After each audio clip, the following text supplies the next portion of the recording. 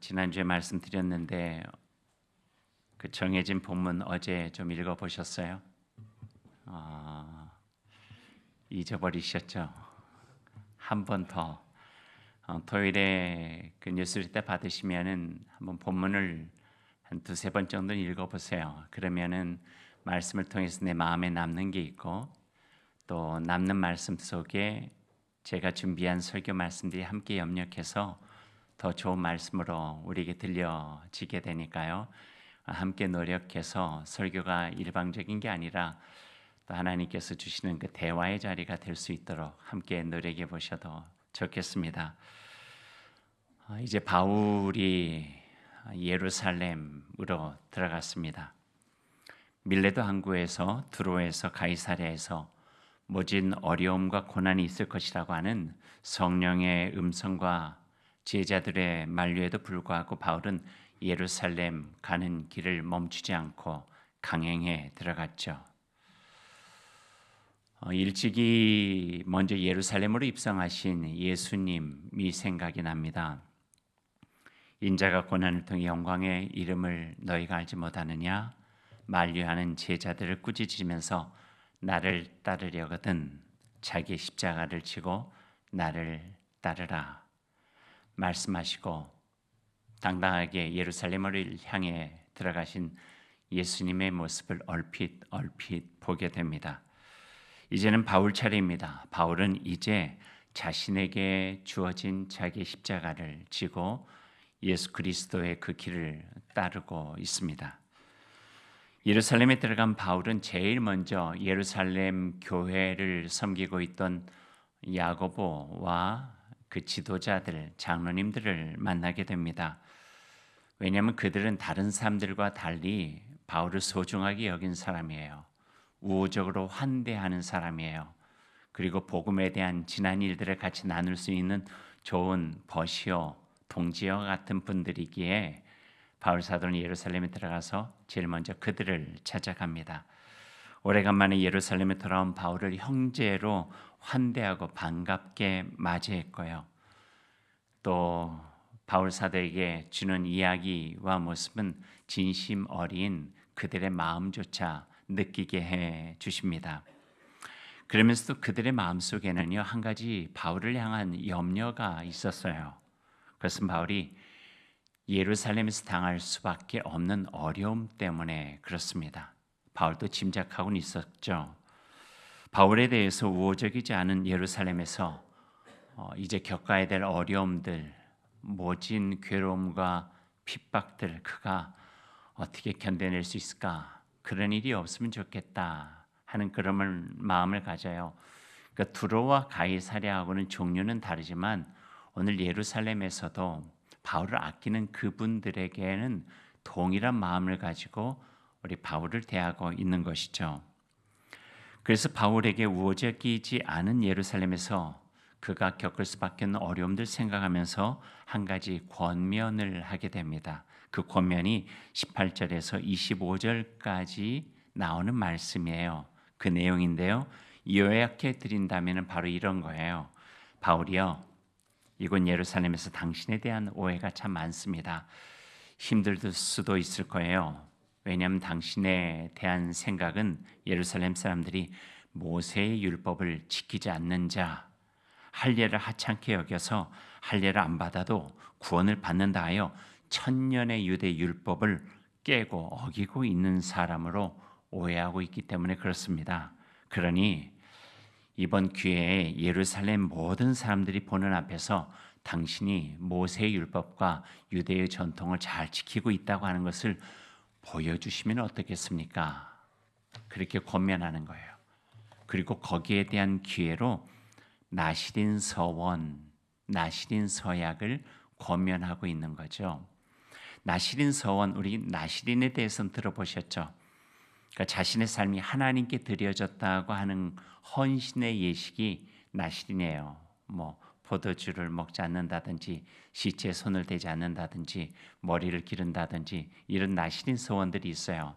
근데 나시린에게도요, 이 두 가지 나시린의 종류가 있어요. 하나는 우리가 대표적으로 알고 있는 나시린인 삼손이나 사무엘처럼 장기적 헌신을 드린 나시린들이 있어요. 나는 일평생을 하나님께 드리겠다 한 이들이죠. 근데 그와 조금 달리 단기간 나시린 서약과 서원을 하는 이들도 있어요. 그냥 살다가 이제 내가 하나님께 좀 헌신하고 싶다. 그러면 나시린 서원과 함께 그에 따른 예식을 성전에서 거행하고 단기간 나시린으로 살게 되어지는 그런 서약이 이스라엘의 전통 속에 있었다는 거예요.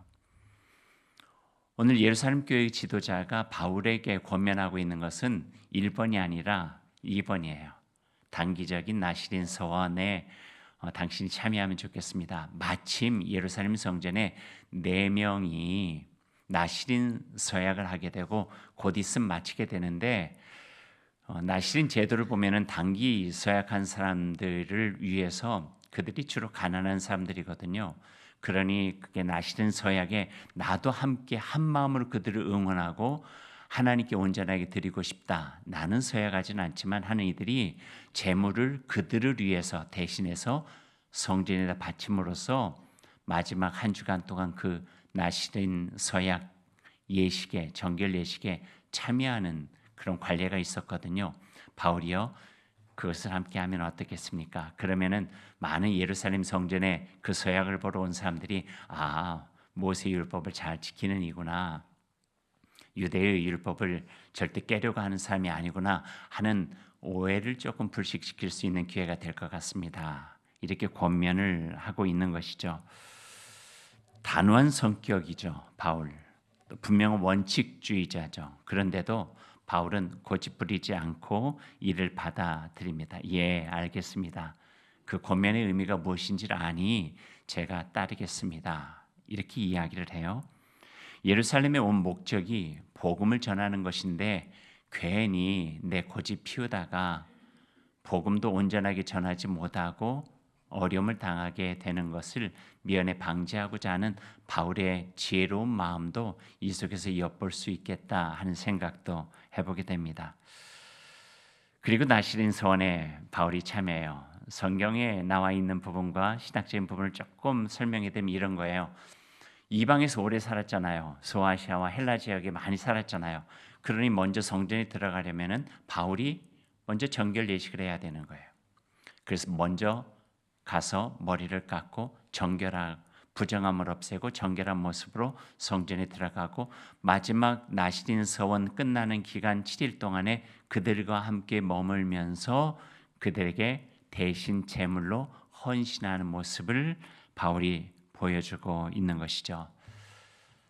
나름 최선을 다했어요.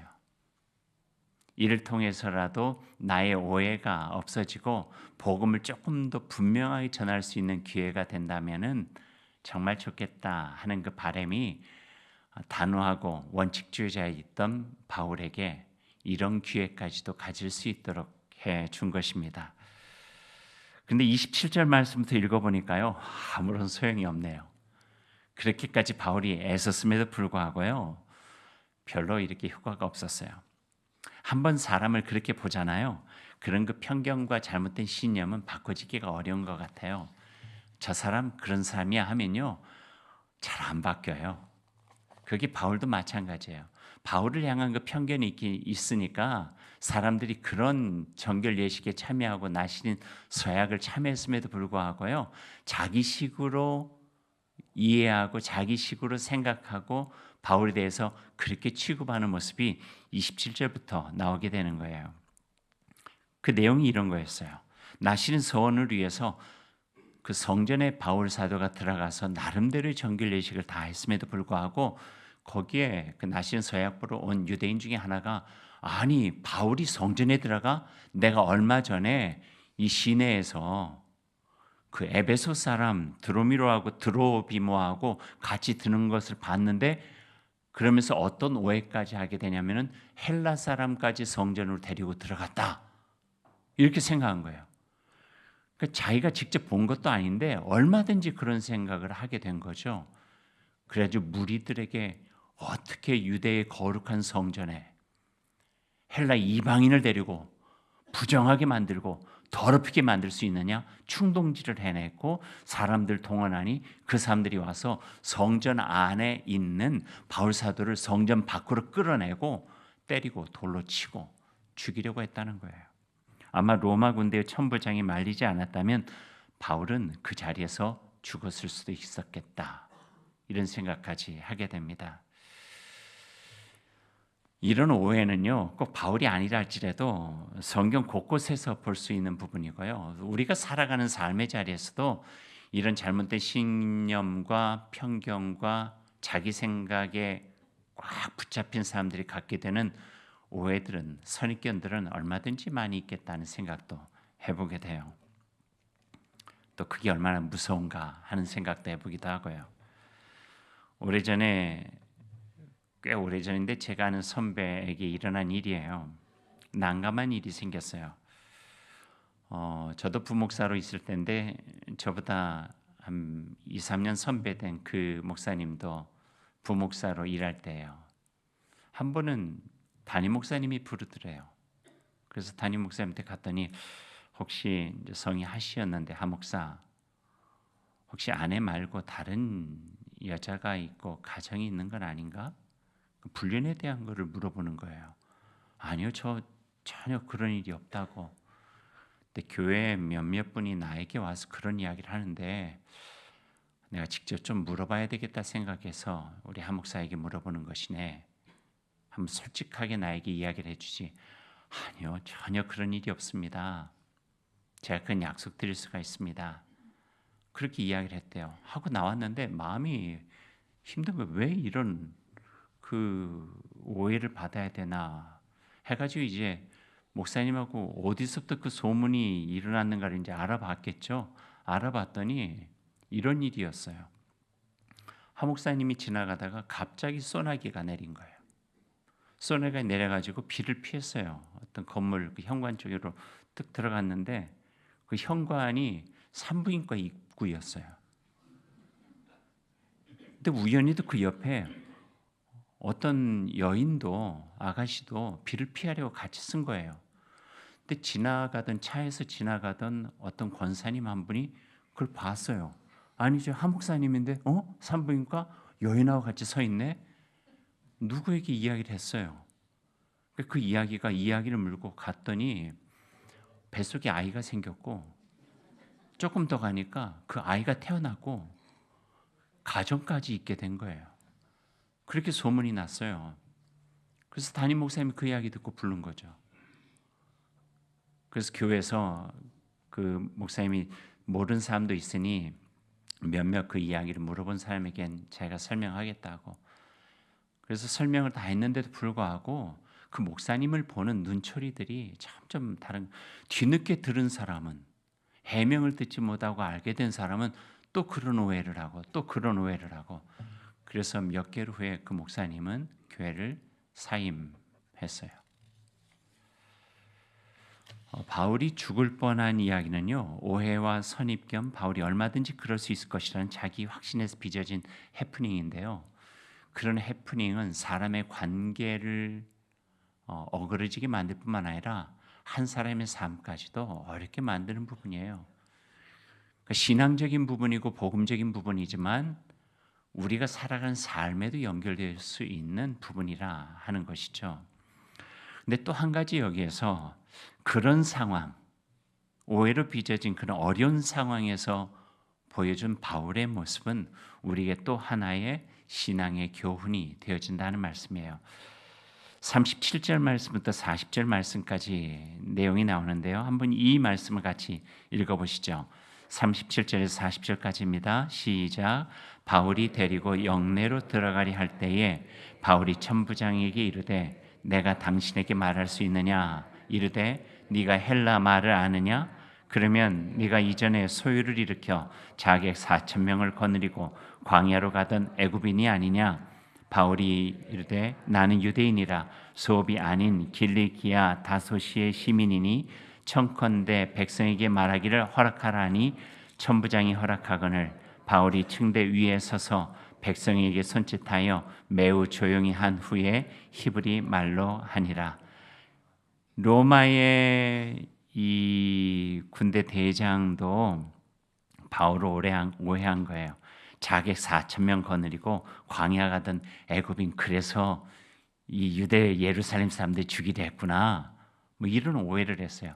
만나보고 이야기를 하니 그 사람이 아닌 것도 알고, 또 유대 사람이 헬라 말을 잘한다고 하는 못하는 것도 자기 나름대로 가지고 있는 편견인데, 네가 헬라 말을 할 줄 알아? 헬라 말로 듣고 나니까 그 사람을 새롭게 다시 인식하게 되었다는 거예요. 그리고 오해가 풀리고 마음이 통하게 되니 바울이 이 로마의 군대 장관에게 부탁을 하죠. 천부장에게, 내가 유대인들, 예루살렘 사람들에게 말할 수 있는 기회를 주면 좋겠다고. 그거를 쾌히 허락하고 말할 수 있는 기회를 주고 있습니다.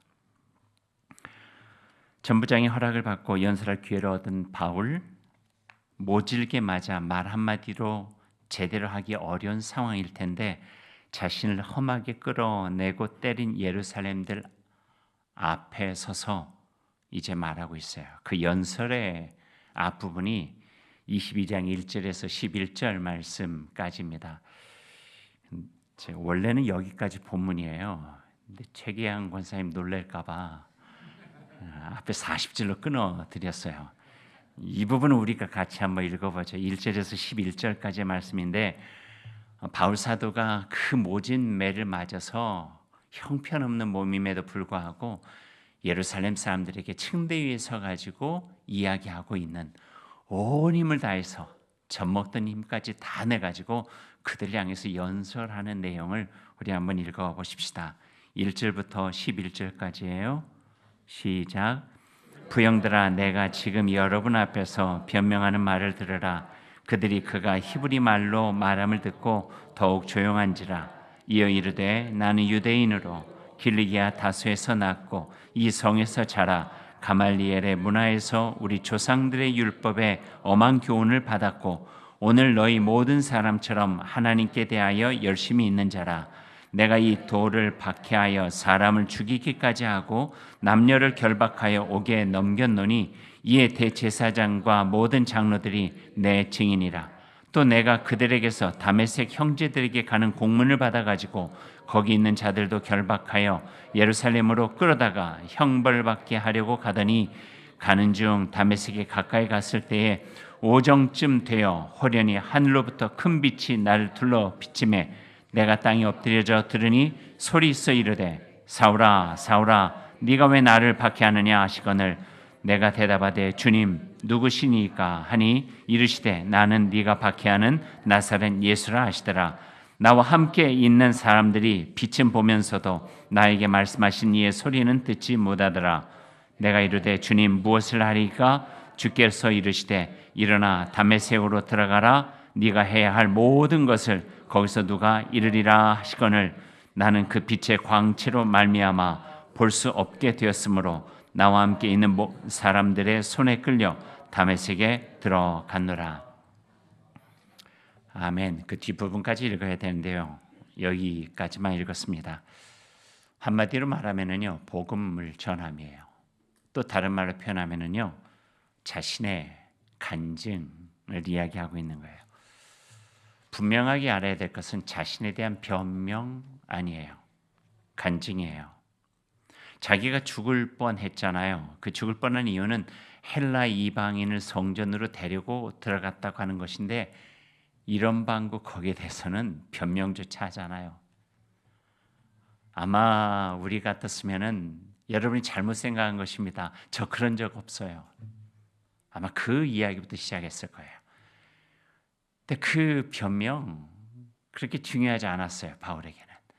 왜냐하면 예루살렘에 어떤 일을 당할지 알면서도 오게 된 이유는 자기 안위를 위해서 온 게 아니거든요. 일신상의 편안함을 위해서 온 것도 아니에요. 복음으로 성공해서 자리 얻기 위한 것도 아니었어요. 자기가 이방 세계에서 복음을 전하다 보니 예루살렘 사람들만, 유대인들만 선민이 아니라 하나님의 만민의 하나님이고 이방인들조차 하나님이 선택하셔서 하나님의 구원은 온 세상에 있다고 하는 이 놀라운 비밀을 전하고 싶어서 예루살렘에 온 것이거든요. 그러니까 그 말하기도 바빠요. 기회만 주어진다면 그 이야기를 하고 싶은 거예요. 오늘 거기에 대한 간증, 이 복음이 바로 바울 사도의 입이 터져 나오면서부터 시작된 것이죠. 처음부터 한 이야기예요. 그리스도의 복음이에요. 그리스도 예수의 복음이 정말 철저하게 율법 속에 살았던 자신을 어떻게 변화시켰는지에 대한 것을 간증하고 있는 거예요. 자신의 전에 어떤 사람이었는지, 얼마나 율법 속에 살았는지, 당신들과 똑같은 사람이고 더하면 더했지, 율법이 내 삶을 굉장히 중요하게 사로잡았던 사람인데 다메섹에서 예수 그리스도 만나게 되니 거기서 진정한 빛을 보았고 진정한 길을 알게 되었고 예수 그리스도를 주인으로 삼게 되었고 여기서 하나님께서 우리에게 베푸신 하나님의 은총과 구원의 귀한 비밀을 얻게 되었다. 이 이야기를 전하고 있는 바울 사도의 모습을 보게 되는 거죠. 담담하게 돌을 들어서 자기를 치려했던 사람들에게 위축되지 아니하고 복음의 담대함을 가지고 전하는 바울 사도의 모습을 보게 돼요. 그 말을 전하는 바울 사도에게도 좀 배울 점이 있어요. 22장 1절 말씀 보세요. 어떻게 시작합니까? 부형들아, 그렇게 부형들아는요, 사랑하는 형제요 아버지이신 여러분, 이런 뜻이에요. 조금 전까지 나를 쳐 죽이려 했던 이들 향해 부르는 호칭이죠. 그럼에도 불구하고 당신들은 나의 형제요 아버지 같은 분들입니다 라고 하는 그런 마음이죠. 또 성경을 보니까 이 말을 히브리어로 했대요. 여기서 히브리 말이라고 했지만 그 당시에 통용되어지는 말은 아람어였으니 예수님도 아람어를 사용하셨고요. 그 아람어로 그들과 이야기를 했을 거예요. 그들의 언어로 한 것이죠. 그 말을 들은 그 예루살렘 사람들이 성경에 보니까 조용해졌다 하는 거예요.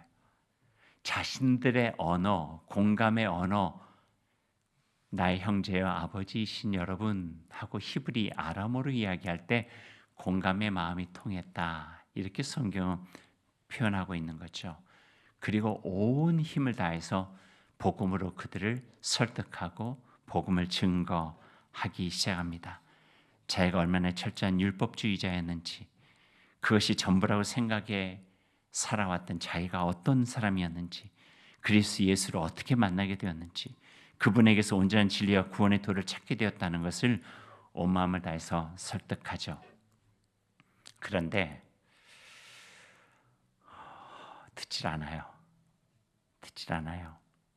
유대의 마음을 얻고자 하는 바울의 노력은 허사로 돌아갑니다.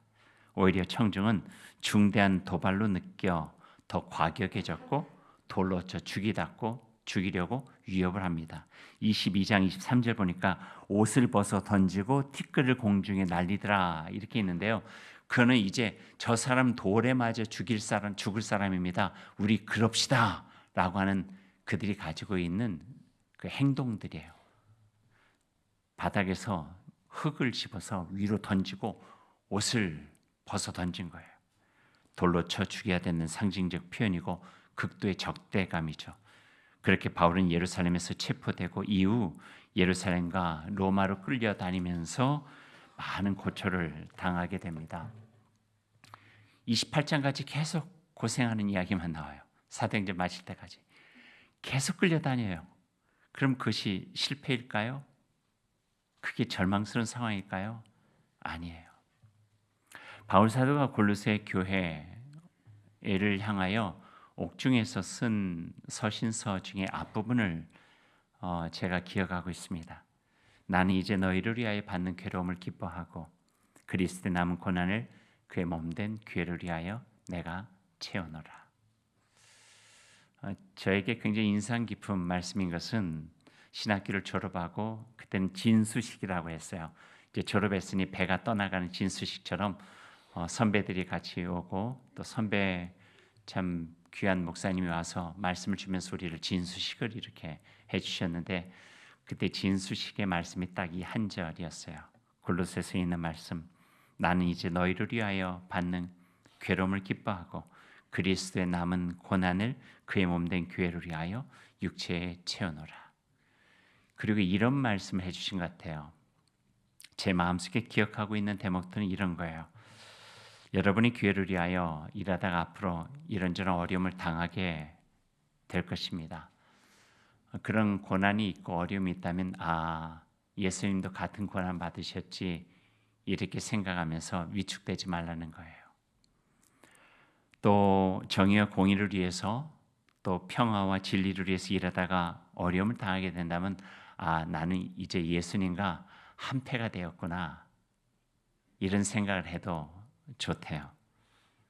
그래서 당당하게 살아가는 그 삶을 여러분이 이제 살아가라고 이렇게 격려해 주셨어요. 빌라도 앞에서도 대제사장 앞에서도 죽음의 십자가 앞에서도 당당하고 의연하셨던 예수님을 생각하면서 우리는 어려움 속에서도 자긍심 잃지 않고 자랑할 수 있는 거죠. 이제 나도 예수님과 한패가 되어 그 길을 가고 있구나. 그리고 오늘 바울이 당한 것은 절망이 아니라는 거죠. 실패가 아니라는 거죠. 육신적인 고초, 감옥에 갇히고 끌려다니고 보여지는 것은 그것이겠지만 그러나 그 속에 깊숙이 우리들이 발견할 수 있는 부활하신 예수 그리스도께서 십자가의 죽음을 이기신 승리, 그 승리의 기운은 바로 그때부터 모락모락 피어나게 된다 하는 것입니다. 갈라디아서 2장 20절의 말씀으로 만들어진 찬양이 있어요. 어른들이 참 많이 불렀던 찬양인데 이런 찬양이에요. 내가 그리스도와 함께 십자가에 못 박혔나니 그런즉 이제 나 산 것이 아니요 오직 내 안에 예수께서 사신 것이라. 이거죠, 이거. 바울의 고백인 거예요. 복음을 지닌 그리스도인으로 살아가는 길, 즐겁고 복된 길이지만 분명한 건 결코 쉬운 길이 아니라는 거죠. 좁은 길을 걸으며 밤낮 기뻐하는 것, 우리에게 주시는 말씀이죠. 그러기에 우리는 복음을 가진 사람으로 좀 더 철저해져야 되고 좀 더 진지해져야 되고 진실해져야 되고 복음에 대한 확신이 더 깊어져야 되고 온전한 헌신이 되어질 때 복음으로 살아가는 자가 누릴 수 있는 당당함과 기쁨, 그 속에서 누릴 수 있는 결실과 보람도 함께 누릴 수 있다 하는 말씀을 오늘 우리에게 들려주고 계십니다. 이제 말씀을 맺습니다. 복음의 사람 바울이 당한 이야기는 고난의 이야기처럼 보이지만 결코 실패나 절망의 이야기는 아니라는 것, 십자가를 넘어 부활의 은총으로 하나님의 구원의 이야기가 쓰여지듯이 복음의 사람이 받는 어려움과 고난은 빛으로 채워지고 사랑으로 채워지고 생명으로 채워져 온 세상을 구원하시는 하나님의 역사로 이루어져 가게 된다고 하는 것을 우리 마음에 깊게 새겼으면 좋겠습니다. 가시밭에 핀 백합꽃이 그 찔리는 상처에서 날리는 향기가 동남풍을 타고 서부풍을 타고 온 세상에 퍼져가듯이 고난과 인내를 통하여서 연결해진 복음의 이야기들은 온 세상에 하나님의 나라를 이루고 하나님의 뜻을 펼쳐나가고 아들까지 내어주시면서 이 땅을 향하여 그 사랑 베푸신 하나님의 구원의 이야기로 이어지게 될 것이라고 하는 그 믿음을 꼭 갖고 살아가시기를 바랍니다. 이것이 오늘 우리에게 주시는 말씀이자 영적인 도전입니다.